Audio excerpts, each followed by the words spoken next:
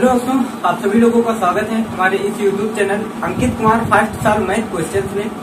इस वीडियो में हम जो डिस्कस करेंगे आज की, वो उसके अगले वाली वीडियो डिस्कस कर रहे हैं, जो कि कल आपने क्या देखा था। उसमें कल आपने देखा था कि उसकी गतिज ऊर्जा कितनी होती है, वैद्युत आवेश की गतिज ऊर्जा कितनी होती है, काइनेटिक एनर्जी जिसको बोलते थे हम लोग। तो उसकी जो काइनेटिक एनर्जी निकल करके आई थी, उसको हमने फाइंड किया था। लेकिन आज जो हम इस वीडियो में देखने वाले हैं, वो क्या देखने वाले हैं, वो इसकी स्थितिज ऊर्जा कितनी होती है, इलेक्ट्रिक पोटेंशियल एनर्जी कितनी होती है। ठीक है, वैद्युत जो स्थितिज ऊर्जा होती है उसके बारे में डिस्कस करने वाले हैं। ठीक है, और क्या जानेंगे, साथ ही साथ दूसरा जो एक क्वेश्चन और बहुत ही ज्यादा मोस्ट इम्पोर्टेंट है कि वैद्युत क्षेत्र की अगर हम देखें कि वैद्युत क्षेत्र है, अब वैद्युत क्षेत्र में हमको विभव निकालना है, तो उसकी अच्छी स्थिति में विभव कितना होता है और निरच्छी स्थिति में विभव कितना होता है। ठीक है, इसके बारे में जानेंगे।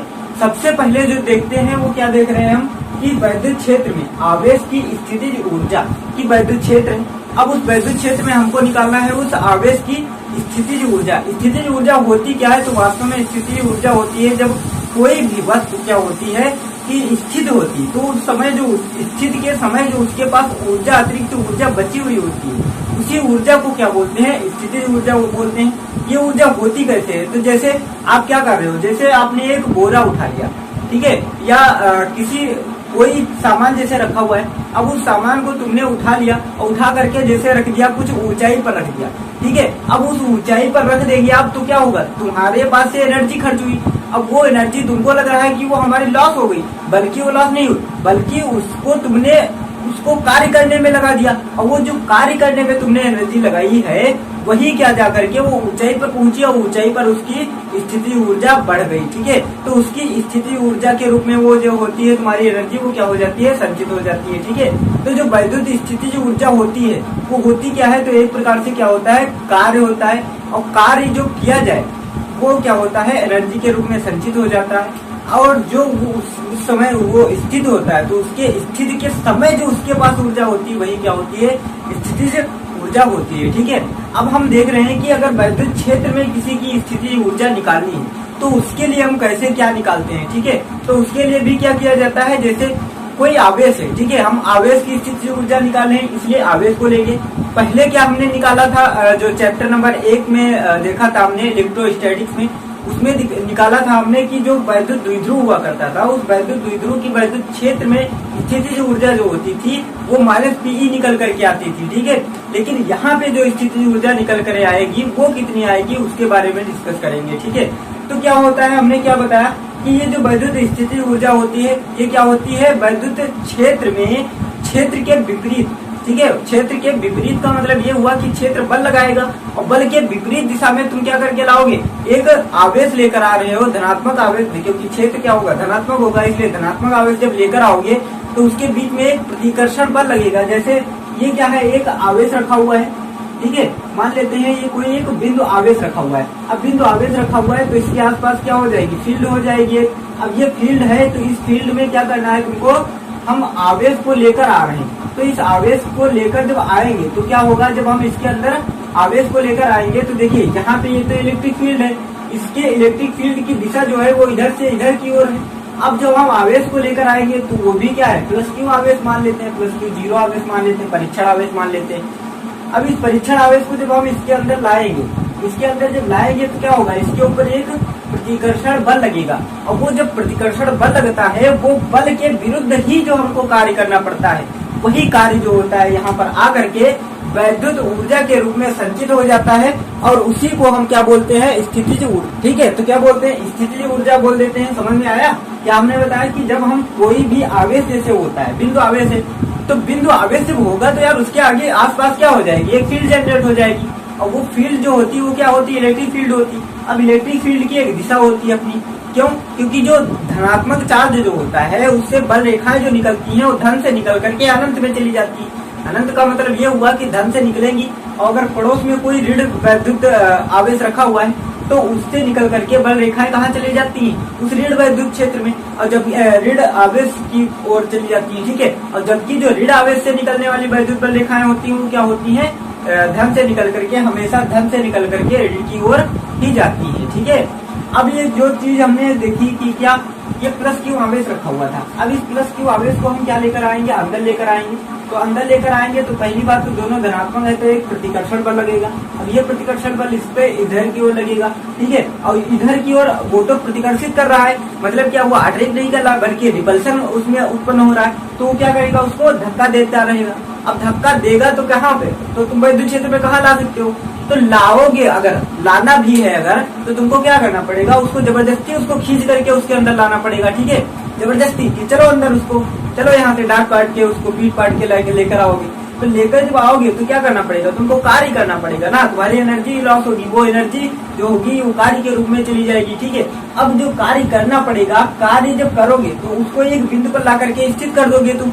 अब स्थित जब करोगे तो स्थित के कारण ही उसके पास क्या आ जाएगी, वैद्युत स्थितिज ऊर्जा आ जाएगी, ठीक है। उसी को हमको क्या करना है, निकालना है। तो अगर हम वैद्युत स्थितिज ऊर्जा को हम अगर परिभाषित करना चाहें इसकी, तो क्या होगी कि किसी भी वैद्युत क्षेत्र में, ठीक है, क्या करना है, किसी वैद्युत क्षेत्र में किसी आवेश को, ठीक है, उस वैद्युत क्षेत्र में लाने में जो हमें कार्य करना पड़ता है, बल के विरुद्ध जो लाने में कार्य करना पड़ता है वायुकर्ता के द्वारा, वो कार्य ही क्या हो जाती है, उसकी स्थितिज ऊर्जा के रूप में संचित हो जाता है, ठीक है। तो अगर हम परिभाषित करना चाहें कि वैद्युत स्थितिज ऊर्जा क्या होती है, ठीक है, तो क्या होती है, ये एक प्रकार से किया गया कार्य ही होता है। अब हम अगर इसकी परिभाषा दें तो क्या होगी इसकी परिभाषा, कि किसी भी निकाय की जो वैद्युत स्थितिज ऊर्जा होती है। अब निकाय का मतलब क्या हुआ, निकाय का मतलब ये होता है कि एक सिस्टम होता है, सिस्टम का मतलब एक व्यवस्था होती है, ठीक है, व्यवस्था का मतलब ये हुआ कि उसमें कई आवेश हो सकते हैं, समझ में आई बात। तो उस निकाय की जो वैद्युत स्थितिज ऊर्जा होगी वो क्या होगी, किसी भी निकाय की वैद्युत स्थितिज ऊर्जा उस कार्य के बराबर होती है। कौन से कार्य के बराबर होती है, जो उस निकाय को, कौन से निकाय को, जो जिसकी हमको स्थितिज ऊर्जा निकालनी है, ठीक है, तो उस निकाय को वैद्युत क्षेत्र में, ठीक है, वैद्युत क्षेत्र में मतलब कि उसकी स्थिति तक, अनंत से उसको उसकी स्थिति तक, ठीक है, लाने में जो हमें कार्य करना पड़ता है, वही कार्य क्या होता है, उसकी स्थितिज ऊर्जा के रूप में संचित हो जाता है। तो अब हम इसकी परिभाषा बिल्कुल करेक्ट देखें तो ये होगी कि किसी भी वैद्युत क्षेत्र, किसी भी निकाय की जो वैद्युत स्थितिज ऊर्जा होती है वो उस कार्य के बराबर होती है जो उसे अनंत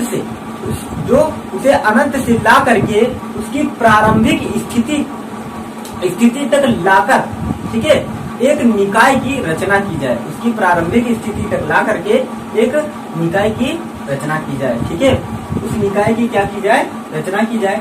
तो वो जो कार्य होता है तो वही कार्य क्या होता है, वैद्युत स्थितिज ऊर्जा के रूप में संचित हो जाता है। अब इसकी हम परिभाषा लिखें तो क्या लिखेंगे कि किसी निकाय की जो होगा क्या हो जाएगा, इसका मात्रक जो होता है वो क्या होना चाहिए, वही कार्य है, तो कार्य का मात्रक क्या होता है, जूल होता है, तो इसका भी मात्रक क्या हो जाएगा, इसका मात्रक जूल होता है, ठीक है, जूल होता है। तथा विमीय सूत्र क्या होगा, तथा विमीय सूत्र, अब इसका विमीय सूत्र क्या होना चाहिए, विमीय सूत्र जो कार्य का होता है वही होगा, तो ml स्क्वायर T-2, ठीक है। अब इसका विमीय सूत्र पता चल गया, इसका मात्रक पता चल गया, जूल होता है, और इसका विमीय सूत्र हो गया ये। अब बात आ जाती है कि हम जानेंगे कैसे कि कोई निकाय कितने आवेशों से मिलकर बना है। तो सबसे पहले हम क्या मान लेते हैं, यदि क्या है कोई निकाय दो आवेशों से मिलकर बना है तो इसकी स्थितिज ऊर्जा, तो नंबर 1 में क्या देखेंगे, दो आवेशों से मिलकर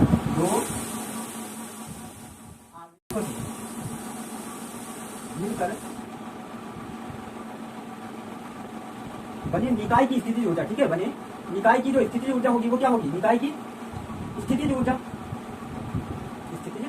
अब ये क्या होनी चाहिए, अब वो निकाय था तो उस निकाय के हमको वैद्युत स्थितिज ऊर्जा मान लेते हैं। अब क्या करना है, जैसे ये दो आवेश हैं, ठीक है, क्या है, दो आवेश रखे हुए हैं, परस्पर एक दूसरे से कितनी दूरी पर रखे हुए हैं, कुछ दूरी हम मान लेते हैं कि इनके बीच की दूरी जो है r है, ठीक है, r दूरी पर ये क्या है, दोनों एक दूसरे से रखे हुए हैं, और ये क्या है, प्लस क्यू आवेश इधर रखा हुआ है, Q1 मान लेते हैं इसको, और इधर क्या मान लेते हैं इसको, Q2 मान लेते हैं, ठीक है। मान लेते हैं कि ये दोनों क्या है, प्रारंभिक स्थिति में जो है AB बिंदु पर क्या है, रखे हुए हैं। अब ये दोनों आवेश हैं तो इनकी स्थितिज ऊर्जा हमको निकालनी है, तो कैसे निकालेंगे, तो सबसे पहले हमको क्या करना पड़ता है, मान लेते हैं क्या कि ये दो आवेश हैं एक दूसरे से, ठीक है, कोई निकाय जो है वो दो आवेशों से मिलकर बना है, जिनका जो दो आवेशों Q1 और Q2 से मिलकर बना है, ठीक है, जो कि एक दूसरे से r दूरी पर बिंदु A और B पर स्थित हैं, ठीक है। अब हमको निकालना है इसकी वैद्युत स्थितिज ऊर्जा। तो प्रारंभिक में हम क्या मान लेते हैं कि ये कहीं अनंत पर स्थित है। कहाँ स्थित है?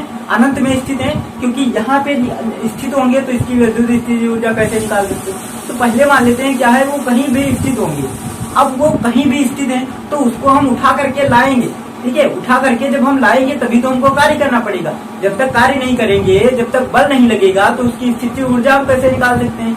तो क्या करना पड़ेगा, पहले हम मान लेते हैं कि ये कहाँ पर स्थित है, अनंत में कहीं भी स्थित होंगे, ठीक है। अब वहां से हमको उठा करके इनको लाना है। तो देखिए प्रारंभ में जब हम Q1 बिंदु को ये Q1 आवेश को लेकर आएंगे तो Q1 आवेश को लाने में क्या कार्य करना पड़ेगा? सोचिए और फिर बताइए। हमको नहीं करना पड़ेगा। मन में क्वेश्चन उठेगा, यार कार्य क्यों नहीं करना पड़ेगा? क्योंकि है तो ये भी आवेश और इसको भी करना चाहिए। क्या ये माइनस है जो कार्य नहीं करना पड़ेगा? तो माइनस में भी कार्य प्राप्त होता है। लेकिन ये तो है कार्य, हमने तो क्या बताया कि इसको लेकर आएंगे, चाहे इसको लेकर आए चाहे इसको लेकर आए। प्रारंभ में इसको दोनों में से हम किसी को भी लाएं तो उसमें कार्य जो करना पड़ेगा वो हमें क्या करना पड़ेगा? शून्य, मतलब कुछ भी कार्य नहीं करना पड़ेगा। क्यों नहीं करना पड़ेगा? क्वेश्चन तो ये उठ कर आ रहा है, ठीक है। तो जैसे एक नौकर है और एक क्या है, मालिक है। अब मालिक तो वहां पे पहुंच गया और फिर क्या कर दिया, उसने फोन लगाया, हेलो हाँ भैया कहाँ हो तुम, यहाँ पे आ जाओ जल्दी लेकर के सामान। तो क्या करोगे? तुम्हारे ऊपर प्रेशर लग रहा है, तुम्हारे ऊपर एक प्रकार से क्या लग रहा है? बल लग रहा है। नौकर पर बल लगाने वाला कौन है? कोई। वो मालिक पर बल लगाने वाला कौन है? कोई नहीं लगा रहा है। तुम्हारे ऊपर फोन आने बराबर की, आइए आइए जल्दी सामान लेकर आइए वरना कस्टमर गायब हो जाएगा। तो क्या करोगे? तुम वहाँ पे दौड़ते हुए जाओगे तो क्या लगेगा? तुम्हारे ऊपर एक बल लग रहा है। कौन लगा रहा है? वो नौकर लगा, वो जो मालिक है वो लगा रहा है। किसके ऊपर लगा रहा है? उस नौकर के ऊपर लगा रहा है बल, ठीक है। तो क्या होगा? मालिक गया, नौकर पर बल लगा, मतलब क्या हुआ कि ये मालिक है और ये मालिक क्या हो गया, पहले आ गया। और ये बल कौन लगा रहा है? तो मालिक लगा रहा है। किसके ऊपर लगा रहा है? इसके ऊपर बल लगाएगा। मतलब क्या हुआ? नहीं समझ में आया? स्टोरी आ गई होगी लेकिन समझ में नहीं आया। देखो समझिए क्या है। जैसे वो आवेश है तो प्रारंभ में वो जो आवेश लेकर आएगी, ठीक है, उस आवेश को जब आप लेकर आओगे तो उस आवेश को लाने में कोई यहाँ पे पहले से तो क्षेत्र मौजूद नहीं है ना, पहले से कोई आवेश यहाँ पे स्थित है। तो इसको आप बड़े आराम से आप लेकर के चले आओगे, ठीक है। तो इसलिए इसको कार्य करने में कार्य नहीं करना पड़ेगा, शून्य होगा। जबकि ये आवेश जब लेकर आओगे तो ये यहाँ पर स्थित हो जाएगा। अब जैसे इस आवेश को हमने यहाँ से लेकर के यहाँ पर रख दिया, ठीक है। अब क्या हो जाएगा, यहाँ पर जब इसको हम लेकर आएंगे Q1 आवेश को, तो Q1 आवेश को जब लेकर आएंगे तो इसके आसपास क्या हो जाएगी? एक फील्ड जनरेट हो जाएगी, ठीक है। और जबकि हम पहले जब Q1 आवेश को लेकर आए थे तब कोई यहाँ पे पहले से फील्ड नहीं मौजूद थी। इसलिए जब हम दूसरे आवेश को अब हम इसके अंदर लेकर आएंगे, ठीक है, इस फील्ड के अंदर भी लेकर आएंगे। इसको मान लेते हैं A बिंदु पर स्थित कर दिया हमने। अब जब हम दूसरे आवेश को बिंदु B तक लेकर आएंगे तो क्या करना पड़ेगा? वैद्युत क्षेत्र है। अब वैद्युत क्षेत्र है तो ये आवेश रखा हुआ है, तो आवेश के कारण क्या होगा? ये बल लगाएगा और जब बल लगाएगा तो इसमें क्या लगेगा? एक प्रकार से प्रतिकर्षण बल लगेगा। प्रतिकर्षण बल लगेगा तो तुमको क्या होगा? ये धक्का देने की कोशिश करेगा। जबकि तुम कहोगे नहीं, हमको फील्ड के अंदर ही जाना है, तो तुम क्या करोगे? तुम उसके ऊपर बल लगाओगे। जब बल लगाओगे तो क्या हो जाएगा? वो कार्य में कन्वर्ट हो जाएगा। कार्य में जो कन्वर्ट हो जाएगा तो वही क्या कार्य हो जाएगा हमें। तो Q2 आवेश पर क्या करना पड़ेगा? कार्य करना पड़ेगा और Q1 आवेश पर कार्य नहीं करना पड़ेगा। इसका रीजन क्या हुआ? यही, क्योंकि पहले से क्या है, यहाँ पे फील्ड नहीं मौजूद थी, इसलिए हमने उसको चुपके से उठाया और रख दिया। मालिक गए, कोई बल लगाने वाला नहीं था, जहाँ जाना था उनको चले गए। लेकिन हम नौकर है तो नौकर को बुलाएंगे, फोन लगाएंगे कि यार आइए जल्दी सामान लेकर जाइए वरना गड़बड़ हो जाएगा। तो क्या है, उसके ऊपर एक प्रकार से बल लग रहा है। अब जब हम यहाँ तक लेकर आ गए हैं उसको, तो इसके ऊपर तो हमें कार्य नहीं करना पड़ रहा है, बल्कि इसके ऊपर हमको क्या करना पड़ रहा है? कार्य करना पड़ रहा है। कार्य कितना होगा वो, ठीक है, तो उसको हम मान लेंगे और भी निकालेंगे। तो सबसे पहले हम देख लेते हैं क्या, 1 मिनट, ठीक। तो यहाँ तक हमने क्या लिख दिया कि माना कोई निकाय किन्हीं दो आवेशों से मिलकर बना है। जैसे ये क्या है, कोई निकाय मान लेते हैं, ये दो आवेशों से मिलकर बना हुआ है, ठीक है। तो क्या है, एक दूसरे से कितनी दूरी पर स्थित है? एक दूसरे से r दूरी पर मान लेते हैं। ये एक दूसरे से कितनी दूरी पर स्थित है? तो r दूरी पर स्थित है। बिंदु A तथा B पर स्थित है, ठीक है, जिसकी हमको क्या करना है? वैद्युत स्थितिज ऊर्जा निकालनी है। तो प्रारंभ में हमने क्या बताया? प्रारंभ में हम मान लेते हैं कि ये कहाँ पर स्थित है? अनंत में स्थित है, बल्कि अभी ये अपनी प्रारंभिक स्थिति पर नहीं है। तो क्या लिखेंगे हम कि माना पहले क्या है, ये एक दूसरे से ये प्रारंभ में मान लेते हैं कहाँ स्थित है? अनंत में स्थित है, ठीक है। फिर लिखेंगे कि बिंदु इसमें से, ठीक है, प्लस क्यू जो Q1 आवेश है, Q1 आवेश को बिंदु ए तक, कहाँ तक लाने में, बिंदु ए तक। पहले कहाँ स्थित है, अनंत में कहीं भी स्थित होंगे। अब हमको उनको प्रारंभिक स्थिति उनको ए बी तक लाना है, ठीक है। तो हमको क्या करना है, मान लेते हैं कि प्लस क्यू, ये जो Q1 आवेश था, इस Q1 आवेश को अनंत से बिंदु ए तक लाने में हमको कोई कार्य नहीं करना पड़ेगा। वाई, कार्य क्यों नहीं करना पड़ेगा, तो उसका रीजन हमने पहले बता नहीं दिया आपको, क्या कि इससे पहले कोई फील्ड नहीं मौजूद है, तो ये जहाँ चाहे वहां पहुंच जाए, कोई रोकने वाला नहीं है। लेकिन क्यों नहीं करना पड़ेगा, क्योंकि वहां पे पहले से प्रारंभ में क्या है, कोई फील्ड नहीं है, ठीक है। इसलिए Q1 आवेश को कोई कार्य नहीं करना पड़ेगा। जबकि जब हम Q2 आवेश को लेकर आएंगे, तब जब उसको हम लेकर आएंगे तो यहाँ पे पहले से एक फील्ड जनरेट हो जाएगी। अब उस फील्ड जनरेट हो जाएगी, यहाँ पे आवेश स्थित होगा, तो आवेश Q1 आवेश के द्वारा Q2 आवेश पर बल लगाया जाएगा। तो बल के विरुद्ध ही हमको कार्य करना पड़ेगा। वो कार्य जो होगा वो क्या हो जाएगा, स्थितिज ऊर्जा के रूप में संचित हो जाएगी। अब हम क्या लिख लेते हैं, माना प्रारंभ में, ठीक है, क्या लिख लेते हैं, माना प्रारंभ में, ठीक है, क्या प्रारंभ में ये जो Q1 और Q2 आवेश है, ठीक है, Q1 और Q2 आवेश कहीं अनंत में स्थित है, ठीक है। प्रारंभ में Q1 और Q2 आवेश जो है वो कहाँ पर स्थित है, Q1 और Q2 आवेश अनंत में स्थित है, ठीक है। अनंत का मतलब क्या होता है, अनंत में स्थित है, जहां पर क्या होता है, विभव जो होता है वो शून्य होता है, ठीक है, अनंत में स्थित है, ठीक है। तो क्या करेंगे अब हम, जब हम Q1 आवेश को, ठीक है, Q1 आवेश को बिंदु ए तक क्या लिखेंगे, सबसे पहले क्या लिखेंगे कि Q1 आवेश को, Q1 आवेश को बिंदु ए तक लाने में कोई कार्य नहीं करना पड़ेगा। बिंदु ए तक लाने में, ठीक है, बिंदु ए तक लाने में कोई कार्य नहीं कर, ठीक है। तो यहाँ तक भी समझ में आ गया होगा। अब हम ये देख लेते हैं क्या कि ये जो बिंदु Q1 को हम यहाँ तक लेकर आए हैं, अब इस Q1 को यहाँ तक बिंदु ए तक लाएंगे। अब यहाँ से हमको क्या ज्ञात करना है कि बिंदु ए से बिंदु बी पर हमको क्या ज्ञात करना है, जो बिंदु ए पर क्या है स्थित Q1 आवेश स्थित है, इसके कारण हमको बिंदु बी पर क्या करना है, वैद्युत विभव ज्ञात करना है। तो वैद्युत विभव क्या होगा, तो क्या लिखेंगे हम, बिंदु ए पर स्थित आवेश के कारण बिंदु बी पर वैद्युत विभव, ठीक है। क्या लिखेंगे, बिंदु ए पर स्थित आवेश के कारण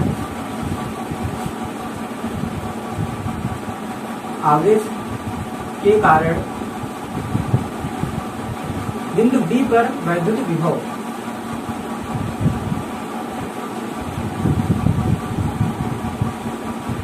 अब यहाँ पे जो वैद्युत विभव निकालेंगे वो कितना हो जाएगा तुम्हारा, V बराबर कितना हो जाएगा, V बराबर क्या हो जाएगा, 1/4 pi epsilon not, 1/4 pi epsilon not. और क्या लगा देंगे, अगर कोई माध्यम में स्थित है, ठीक है, तो माध्यम में स्थित होने के लिए हम K का भी यूज कर सकते हैं, लेकिन हम मान लेते हैं भाई निर्वात में स्थित है, इसलिए क्या हो जाएगा 1/4 पाई एप्सिलॉन नॉट, और क्या हो जाएगा Q1/R। यही तो वैद्युत विभव होता है, ठीक है। इसको हम क्या मान लेते हैं, समीकरण 1 मान लेते हैं, क्या मान लेते हैं, इक्वेशन नंबर 1 मान लेते हैं। अब देखिए ये तुमको समझ में आ गया होगा क्या कि बिंदु ए पर कोई फील्ड नहीं थी पहले से। बिंदु ए पर स्थित आवेश के कारण बिंदु बी पर वैद्युत विभव जो होगा वो कितना होगा, V बराबर 1/4 पाई एप्सिलॉन नॉट Q1/R हो जाएगा।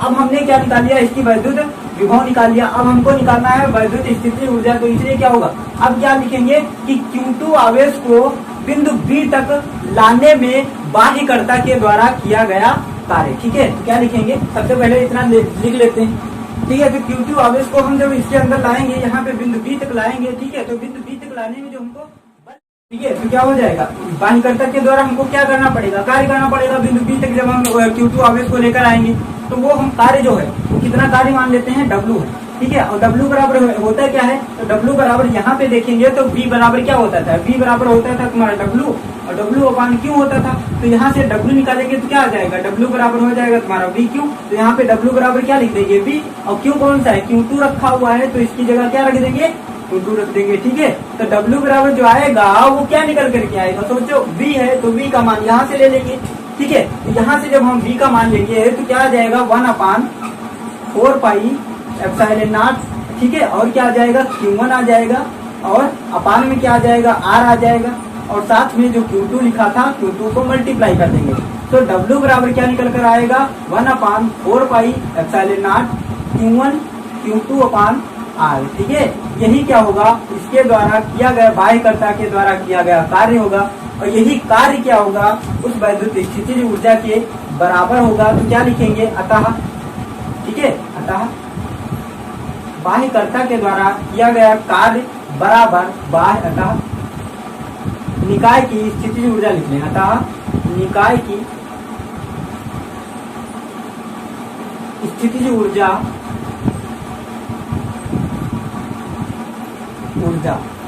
U बराबर क्या होगा, U बराबर W, मतलब क्या हुआ किया गया कार्य, तो U बराबर कितना हो जाएगा 1/4 पाई एप्सिलॉन नॉट, और क्या हो जाएगा Q1 Q2 बटे R हो जाएगा, ठीक है। ये क्या हो जाएगा, अगर दो आवेशों से मिलकर के कोई निकाय बना हुआ है तो उसकी स्थितिज ऊर्जा जो निकलेगी वो कितनी आएगी 1/4 pi epsilon not Q1 Q2 बटे R आ जाएगी, ठीक है। यही क्या होगी इसकी वैद्युत स्थितिज ऊर्जा होगी। अब हम देख लेते हैं क्या कि अगर जैसे मात्रा इसका पूछा जाए तो मात्रा क्या होता है जूल होता है, और जिसका विमीय सूत्र क्या हो जाएगा ml²T-2 हो जाएगा, ठीक है। अब इसकी हम विमीय सूत्र पता चल गया, हर एक चीज है, लेकिन अब हम इसको देखना ये है कि अगर कोई निकाय जिसे मान लेते हैं कई आवेशों से मिलकर बना है तो हम क्या करेंगे, ठीक है। जैसे ये तो तुमने बता दिया 2 आवेशों से मिलकर बना है, अब मन में क्वेश्चन उठ रहा होगा कि यार कोई जरूरी है 2 आवेशों से मिलकर बना है क्या, ठेका ले रखा है क्या। अगर हम कह दे 4 आवेशों से मिलकर 10 आवेशों से मिलकर बना है तब क्या करेंगे हम, तो तब के लिए जो नियम होता है वो क्या होता है तुम्हारा युग्म बना लिए जाते हैं। जैसे यहाँ पे देखो Q1 Q2 का युग्म आ गया, ठीक है। तो जैसे मान लेते हैं कोई निकाय 3 आवेशों से मिलकर बना हुआ है, जैसे ये मान लेते हैं क्या है +Q आवेश रखा हुआ है, ठीक है, यहाँ पे और Q1 आवेश है, और यहाँ पे मान लेते हैं -Q1 Q2 आवेश है, और यहाँ पे मान लेते हैं +Q3 आवेश रखा हुआ है। अब देखिए इसमें क्या किया जाता है, एक चीज हमेशा ध्यान रखना, इसमें चिन्ह के साथ ही इसका उपयोग किया जाता है। जो सूत्र होगा सूत्र में चिन्ह का भी उपयोग किया जाएगा, जैसे ये प्लस है तो प्लस लिया जाएगा, माइनस है तो माइनस लिया जाएगा, और यहाँ पे प्लस है तो प्लस लिया जाएगा, अगर माइनस है तो क्या लिया जाएगा माइनस लिया जाएगा, ठीक है। तो इसमें क्या किया जाता है चिन्ह सहित उपयोग किया जाता है। तो यहाँ से अगर हम इसकी स्थितिज ऊर्जा निकालें, ठीक है, तो इसकी स्थितिज ऊर्जा जो U होगी वो क्या हो जाएगी U1 plus U2 plus U3, तीनों की क्या, क्योंकि एक के द्वारा ये युग्म बना, एक के द्वारा ये युग्म बना, एक के द्वारा ये युग्म बना, ठीक है। तीनों क्या मान लेते हैं एक दूसरे से समान दूरी पर अगर स्थित हैं, या फिर अगर इसकी दूरी कुछ और है, इसकी दूरी कुछ और है, इसकी दूरी कुछ और है, तो उसका कुछ और निकल करके आएगा, ठीक है। इसकी दूरियां हम जो है वो क्या मान लेते हैं, इसकी जो है R1 मान लेते हैं, इसकी R2 मान लेते हैं, इसकी R3 मान लेते हैं। तो इसकी स्थितिज ऊर्जा जो होगी वो क्या निकल करके आएगी U1 कहाँ से निकालेंगे, देखिए 1/4 पाई एप्सिलॉन नॉट हो जाएगा, और क्या हो जाएगा क्यों इसकी निकालने जा रहे हैं, मान लेते हैं A B C, ठीक है। तो AB की जो स्थितिज ऊर्जा होगी वो कितनी हो जाएगी Q, ये वाला Q प्लस जो रखा हुआ था तो Q1 मान लेते हैं, और यहाँ पे क्या है माइनस का Q2 है तो माइनस आगे आ जाएगा और Q2 ऊपर हो जाएगा, और अपान में क्या आ जाएगा ये R, ठीक है, R1 लिख लेते हैं। तो इसकी जो स्थितिज ऊर्जा हो गई ये हो जाएगी, और U2 बराबर U1 हो गया, U2 बराबर निकालें तो क्या आ जाएगा 1/4 पाई एप्सिलॉन नॉट, और क्या आ जाएगा देखिए यहाँ से Q1 Q2 था। अब हम निकाल लेते हैं, मान लीजिए कि B और C की निकालना है, इसकी निकालना है, तो इसकी स्थितिज ऊर्जा क्या हो जाएगी माइनस, इसमें भी माइनस आगे आ गया, ठीक है। और फिर क्या हो जाएगा Q2 और Q3 बटे ये क्या था R2 था, तो R2 आ गया। इसी प्रकार से U3 जो निकल करके आएगा वो कितना आएगा 1/4 पाई एप्सिलॉन नॉट। अब इसकी स्थितिज ऊर्जा निकालेंगे तो वो कितनी हो जाएगी Q3 और Q1, मतलब Q1 Q3 और बटे इसकी दूरी कितनी है R3, तो R3 रख लेंगे, ठीक है। अब इसकी जो कुल स्थितिज ऊर्जा होगी वो कुल स्थितिज ऊर्जा इन तीनों के जोड़ के बराबर होगी, ठीक है। तो क्या लिखेंगे कुल स्थितिज ऊर्जा, यहाँ पे देखिए कुल स्थितिज ऊर्जा। अब इसकी कुल स्थितिज ऊर्जा कितनी होगी, तीनों के जोड़ के बराबर होगी, U बराबर U1 plus U2 plus U3 हो जाएगी। तो U बराबर जो पूरी स्थितिज ऊर्जा आएगी इसकी कुल स्थितिज ऊर्जा वो क्या आ जाएगी, टोटल को जोड़ देंगे तो टोटल जोड़ेंगे तो क्या आएगा 1/4 pi epsilon not, 1/4 pi epsilon, ये सब क्या आ रहा है कॉमन आ रहा है, इसको कॉमन ले लेंगे 1/4 पाई एप्सिलॉन नॉट कॉमन हो गया। ऊपर देखिए और कुछ कॉमन मिल रहा है, कुछ नहीं मिल रहा है, यहाँ से Q2 Q1 इसमें कुछ नहीं कॉमन मिल रहा है, तो इसको ऐसे लिख लेंगे क्या प्लस, अंदर क्या लिख लेंगे माइनस का पहले से क्या था, Q1 और Q2 बटे R1 था, और फिर क्या आया माइनस का फिर से आ गया ये, तो 1/4πε कॉमन मिल चुका है, Q2 Q3 और बटे क्या था R2 हो गया, और प्लस में जो आएगा वो क्या आ जाएगा साथ में तुम्हारा प्लस तीसरा वाला Q1 Q3 और बटे R3। ठीक है, तो यही क्या हो जाएगी, इस निकाय की स्थितिज ऊर्जा हो जाएगी। अगर 10 आवेशों से मिलकर बना हुआ है निकाय, तो 10 आवेशों की कुल स्थितिज ऊर्जा उसी प्रकार से निकाल करके हम जोड़ देंगे। ठीक है, आई होप ये सब पूरी वीडियो कंप्लीट वीडियो समझ में आ गई होगी। मिलते हैं नेक्स्ट वीडियो में, और नेक्स्ट वीडियो में जो देखेंगे, ठीक है, वो क्या देखेंगे, अच्छी और निरक्षीय स्थिति पर वैद्युत विभव की मात्रा कितनी होती है, उसके बारे में डिस्कस करेंगे। तो देखना बिल्कुल मत भूलना, ठीक है, और एक तरफ से नोट्स बनाते हुए चलना है इसको, ठीक है, और कंप्लीट वीडियो को समझते हुए चलना है। काट पीट करके देखेंगे तो कभी भी समझ में कुछ नहीं आएगा। ठीक है, तो इससे बेटर है कि आप रेगुलर एक तरफ से वीडियो देखते हुए चलिए, और बीच बीच में कूद कूद कर वीडियो ना देखें। ठीक है, मिलते हैं नेक्स्ट वीडियो में, तब तक के लिए जय हिंद।